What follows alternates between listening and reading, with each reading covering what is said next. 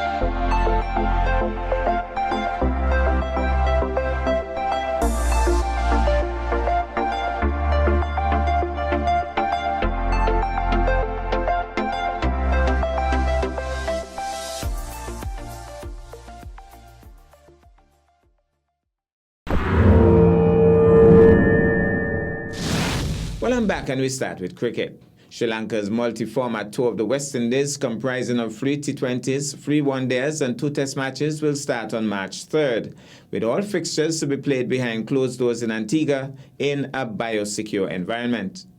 Cricket West Indies initially intended to stage part of the tour in St. Lucia, but a delay in Sri Lanka's arrival after Mickey Arthur and Lahiru Thrimani tested positive for COVID-19 and the need to finish the series before the start of the IPL in April rendered that impossible.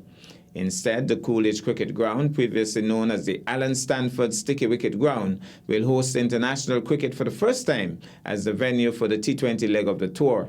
The ground previously hosted both editions of the regional Stanford T20 tournaments and the infamous Stanford Super Series.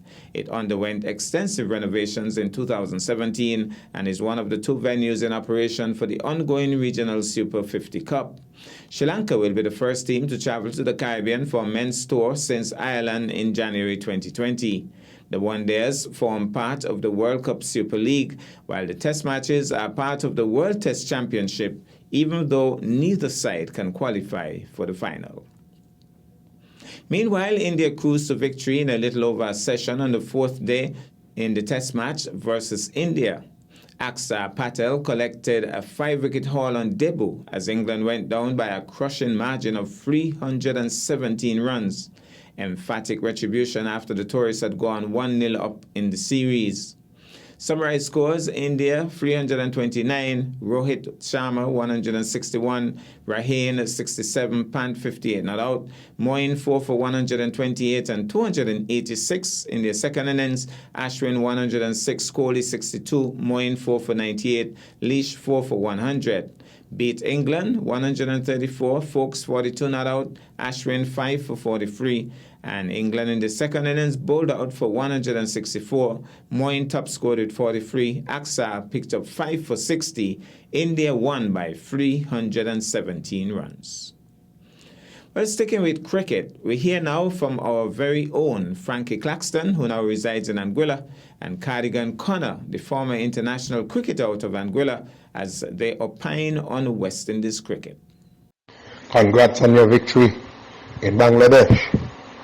With this leadership, bring about a change at the top, I would love to see it.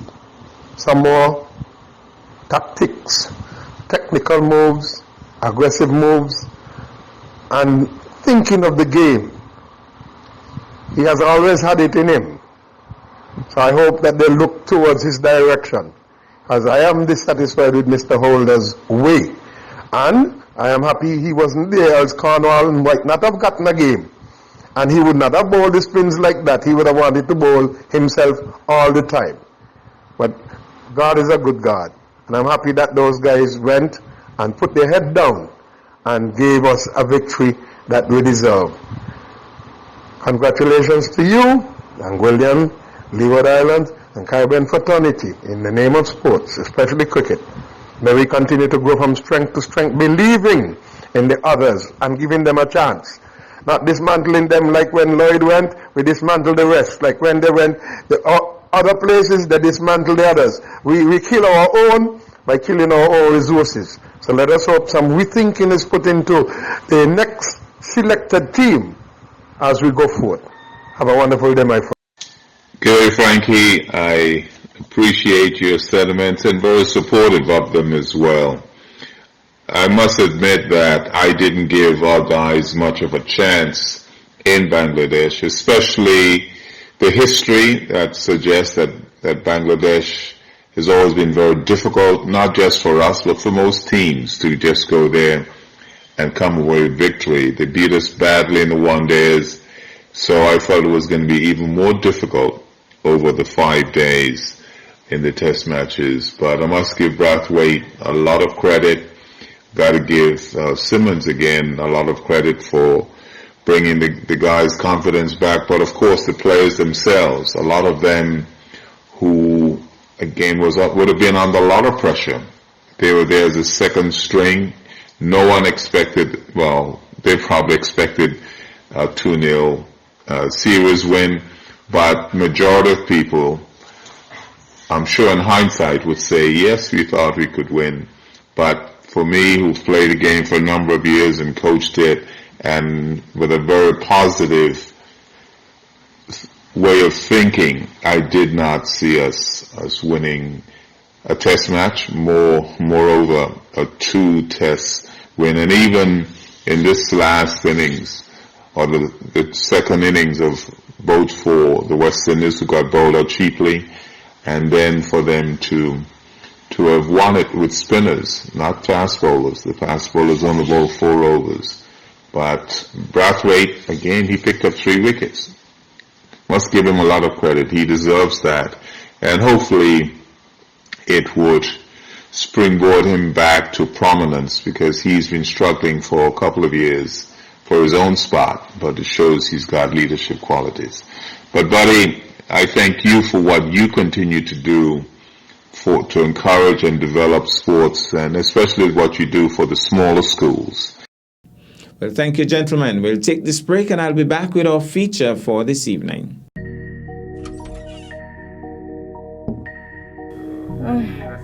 Hi, miss, are you okay? I'm just out to me. All the pain gone down to me arm. Someone call the ambulance.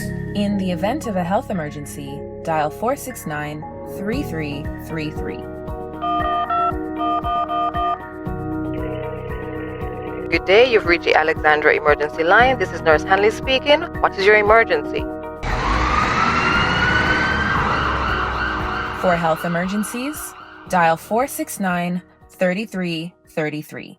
That's 469-3333.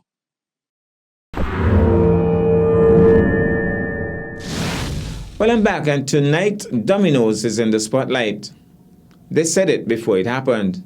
Allington Leggy Berridge and Conrad Ricky Johnson of St. Kitts indicated long before the commencement of the grand finals in the recent domino competition held at the Butler's Domino College that the big money prize would be going to St. Kitts. They were adamant that not even the Sharks could prevent that. It was Sunday, 14 February, the final day of the competition in the domino contest sponsored by the Honorable Alexis Jeffers at the Butler's Domino College. It came down, first of all, to the semi-final encounters. And oh, what a tussle it was. The The Kittitians won their encounter in fantastic fashion with a 5-0 whipping of their opponents. But the other semi-final encounter seesawed for quite some time before the winners were declared.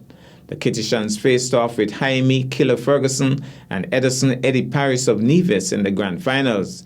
It was a keen contest, but just as they predicted, the Kittitians prevailed and took home the top prize of 1,500 big ones. Area Representative Honorable Alexis Jeffers was on hand to present the prizes and noted that it was all about giving back and bringing the community together. Winners, Allington Leggy Berridge and Conrad Ricky Johnson, $1,500. Second place, Jaime Killer Ferguson and Edison Eddie Parrish, $1,000. Third place, Nigel Taker Powell and Roselle Jeffers, $750. The fourth place team received $350. Minister Jeffers also presented a bottle of wine to each participant. Let's go to the Butler's Domino College and we pick up the action.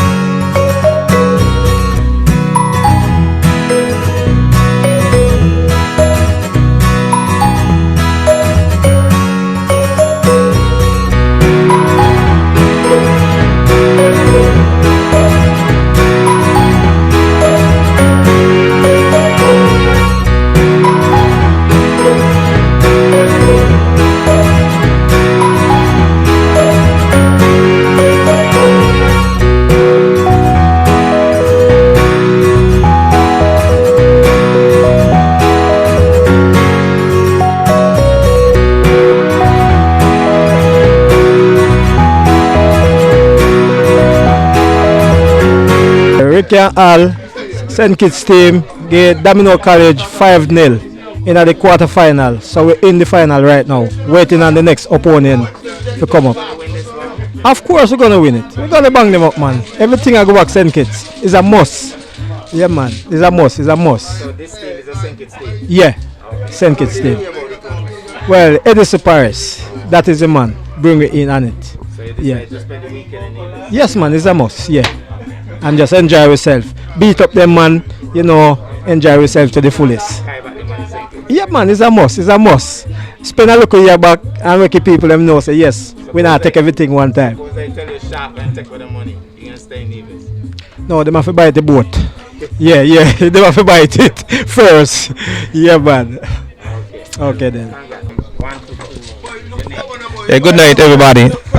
Name is Allington Berridge. Well, the tournament so far is going very, very good. I had a nice competitive match along the way. For the quarterfinals, that was the most fight I had all day. So the other one, I win that 5-0, and I went to the finals. So Well, as long as I reach the finals, there's no surety of what might happen. But being the boss, I know definitely I'll come out on top. No doubt about it.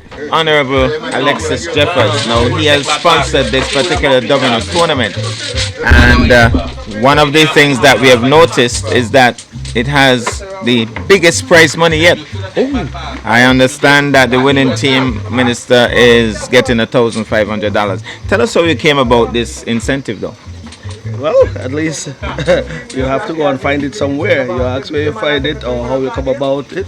Or even the idea of sponsoring this. The uniqueness about the competition this weekend being Valentine's weekend, we wanted to make it extra special to some extent. Yeah?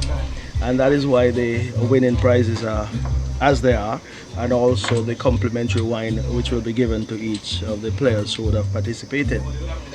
So $1,500 is first place. I believe in the past it was about $1,200, and then the numbers will decrease thereafter. So for this one in particular, it is $1,500 for the first place, and $1,000 second place, and $750 third place, and we're going down to fourth place, which will be $350.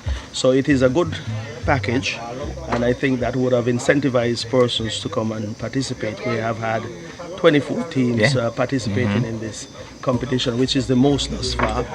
Hopefully this sets a trend for future competition, and I do believe it would, because I've seen some good team spirit here, and also some camaraderie, which we can go into, because that is essentially what these competitions are about, and that is to stimulate some interest in domino, of course, which is normally a social type of game where persons come together for fun.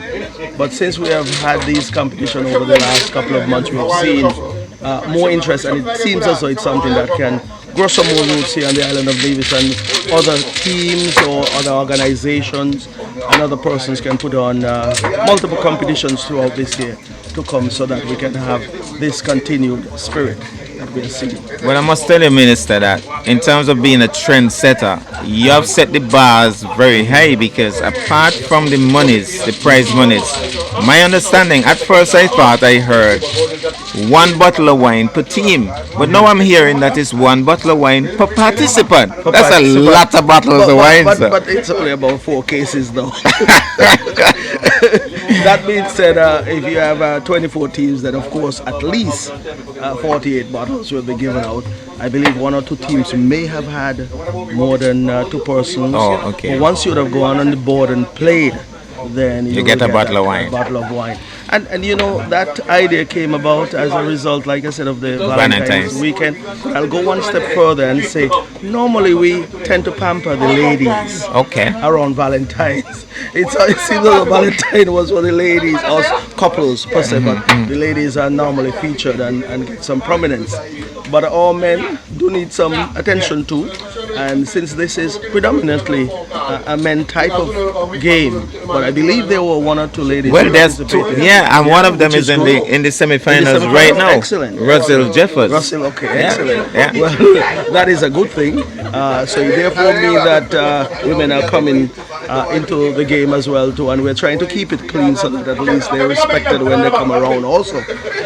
But that being said, the men are featured this weekend, and that bottle of wine will be given to them at the end of the entire competition, whenever we're done, because I believe we'll go until 9 o'clock or beyond tonight, which is fine, because persons have come for along there at least. Minister, I have a bit of a surprise for you. In the finals already are 2 Kittitian stalwarts. They are saying that the money is heading to St. Kitts. But here's the thing: there was no restrictions as to who can enter. So if it goes to St. Kitts, also be it. What we probably would need to do then, if there are competitions, a similar competition held in St. Kitts, we need to go over in full force too and bring back over money. But no, we've always been talking about getting things done as a federation. We move back and forth as a people. We mingle. We do things together. Of course, this is one of those things that would bring the federation together in a small way. There are various things that can be done to bring us all together. If this is also one of those avenues through which we can do that, that would be fine with me. So if they win tonight, may the best team win. Okay. But I hope whomever represent this side of the aisle will win. I will say something about Russell as well. She's from Butlers. And right here we are hosting this domino competition at the Butlers Domino College. You might be old enough. Sarge. You remember those days of Mr. Sergeant. We used to have finals here in the past where some of the stalwarts who have gone to the great beyond used to come here playing finals, and we used to have some big competitions here. And that is where the name came from, Butlers Domino College. I want to thank the proprietor of this business, that is Clarence Jeffers as well. Hey, Jeffers is prominent, you realize, right? the proprietor is Jeffers, the organizer is a Jeffers as well. And Zulu might be a Jeffers too? Well, maybe so. If you were to check the family tree, you can tell. And I also want to thank him as well, as you mentioned, Zulu, Aaron Howell. He has organized this competition and has done a marvelous job. I believe he has done so in the past as well too. I want to commend him for bringing the teams together, because you have to have some moving parts that come together to make this thing a success. Of course, you have the sponsorship, you have the organizer, you have the participants, you also venue. The venue has to be appropriate. The lighting and the sound and everything has to be in place. Music, and it's there playing, and you know it's so soothing. It's not affecting the concentration of the players, yes, but it's there playing in the background, and everything just have to come together. And of course the weather has been kind to us, because it is very cool this evening, and it's a very nice atmosphere, and hopefully we can duplicate this at some point. And while saying that as well, I will say perhaps this is the start of an annual Valentine's weekend, Valentine's domino competition, because we want to fill up the calendar with activities. And I will say as well, Curtis, you're adhering to the protocols. I am somewhat, but you know, we've had some challenging times over the last 12 months.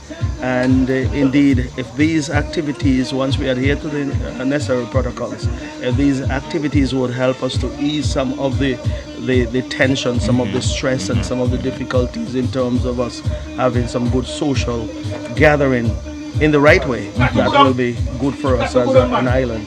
And I think these domino competitions have sought to bring us together, bring teams together, and bring some camaraderie into the whole event, so that we can have a good time.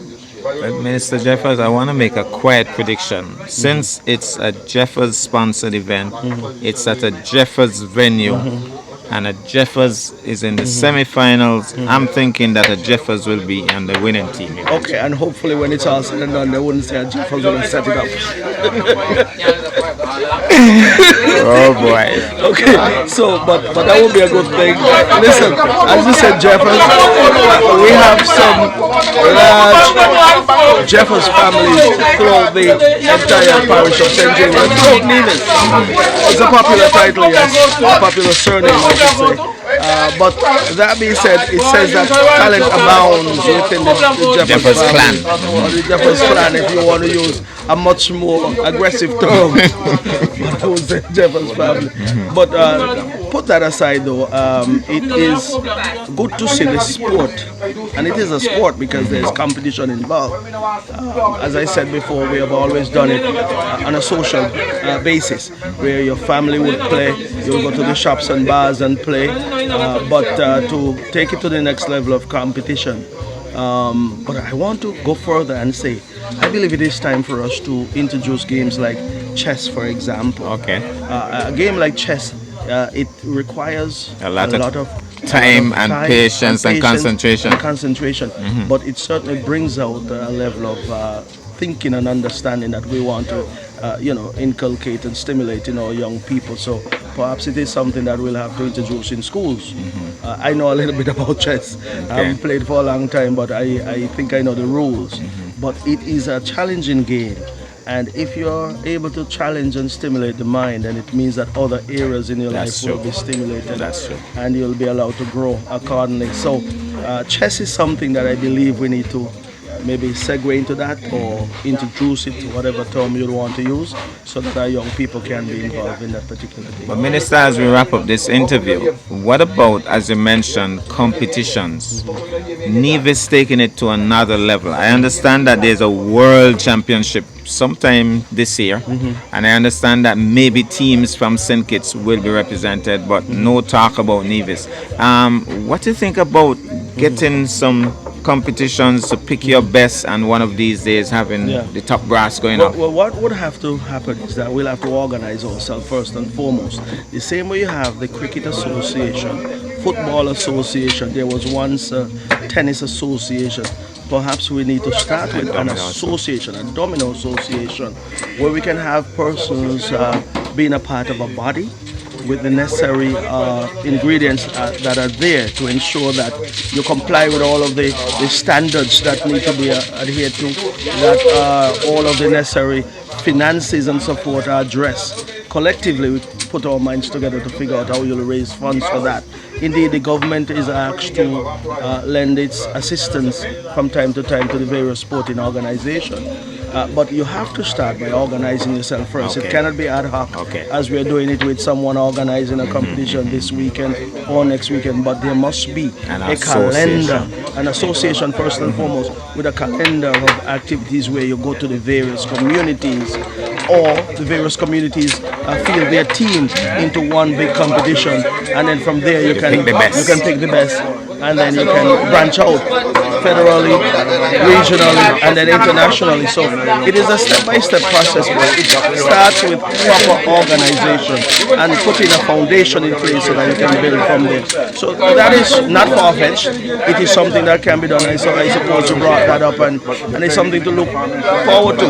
Now, the person who is organizing this one, Zulu, him and all of the others who normally would lend some support in organizing can then come together, or perhaps from a government standpoint. But we always say when the government get involved, things can be chaotic at times, but it would be good to get an independent body put in place to oversee the establishment and propelling the sport forward so that we can reach to the international stage, which is not impossible. The talent is there. The infrastructure definitely can be put together, and then we take it from there. But it is something that certainly has piqued the interest for sure. Thank you so much, sir. Thank you so much. It was indeed my pleasure. Listen, thanks for giving this competition some exposure.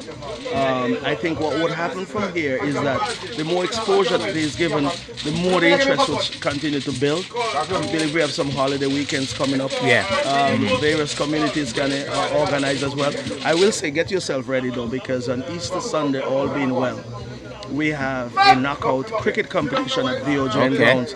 You understand the interest that has been there in terms of the very good venue. Very excellent venue. And I think what I will say about that venue is that the vision was there in the past to bring some of these sporting events into the rural areas, and I believe that venue has certainly given us that platform to build on. So we'll have that competition in April, Easter Sunday. We'll have it almost CPL style, where you have the ladies on the stage when a 6 or 4 is scored. Then you have cheerleaders. Music, cheerleaders. We want to make it a festive event, but we'll first have to get the necessary protocols in place, and also permission to do so. But I'm putting that out there now for teams to get themselves ready.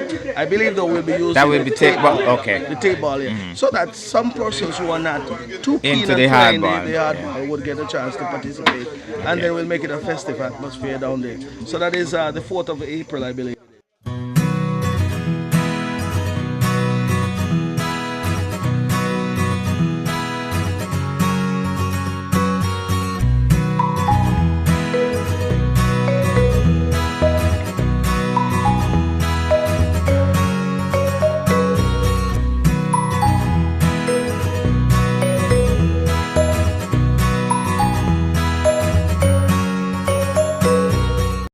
So we say congratulations to all of the winners.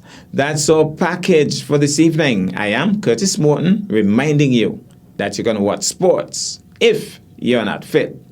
But to play sports requires fitness, diligence, and sacrifice. Have a good night.